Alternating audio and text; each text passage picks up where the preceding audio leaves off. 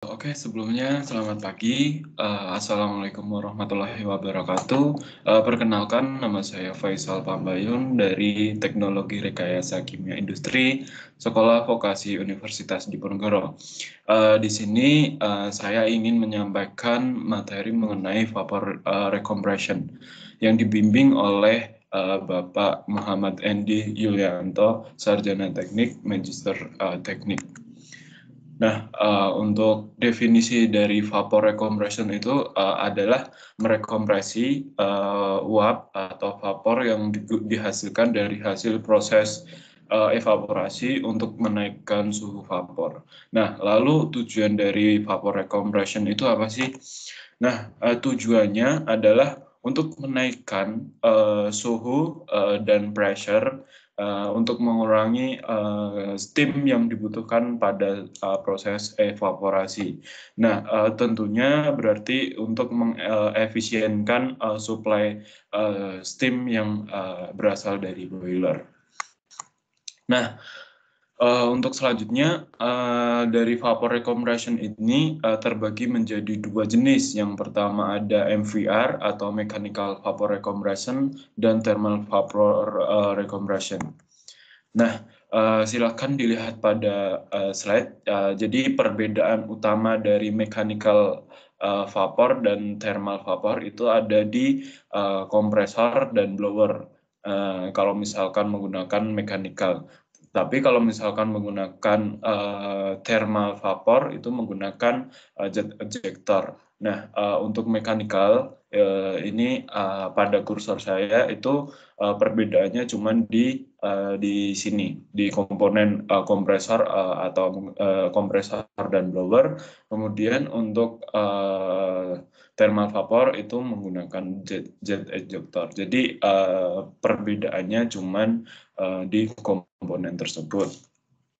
Nah, untuk selanjutnya thermal vapor recompression.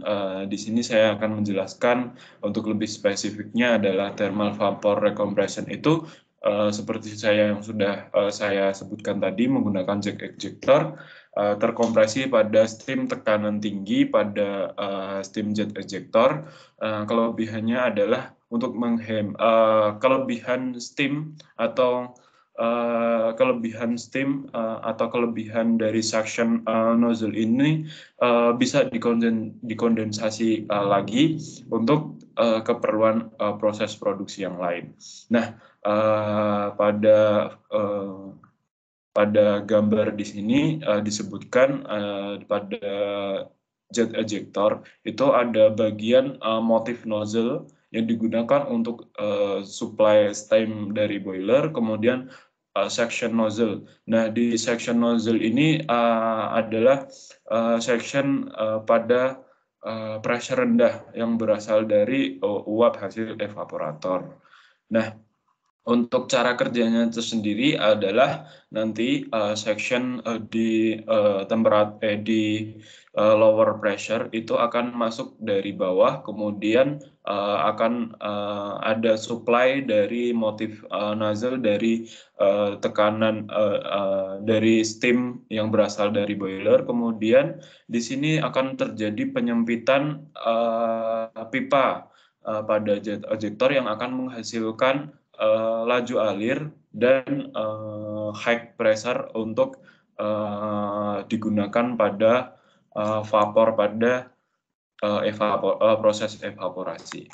Nah, di sini ada kelebihan dan kekurangan pada thermal vapor recompression. Kekurangannya adalah efisiensi dalam pengompresian lebih rendah dibandingkan mechanical. Kemudian tidak fleksibel terhadap perubahan kondisi operasi dibandingkan mechanical. Tapi thermal vapor memiliki kelebihan jumlah uap tekanan rendah yang dapat dihandle lebih banyak dari MVR. Jadi menurut saya thermal vapor itu lebih efisien daripada MVR. Kemudian maintenance dan alat itu lebih murah untuk TVR dibandingkan mechanical. Nah, di sini contoh penggunaan thermal vapor itu yang saya tampilkan itu di pabrik sodium glutamat.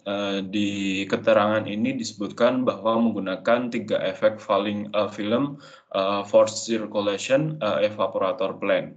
Jadi menggunakan multi efek, yaitu sebesar 3 efek, di mana yang saya ketahui setiap efek evaporasi itu bisa menguapkan atau memekatkan larutan sebesar 10%. Jadi kalau misalkan menggunakan 3 efek itu kurang lebih yang diuapkan sebesar 30%-nya.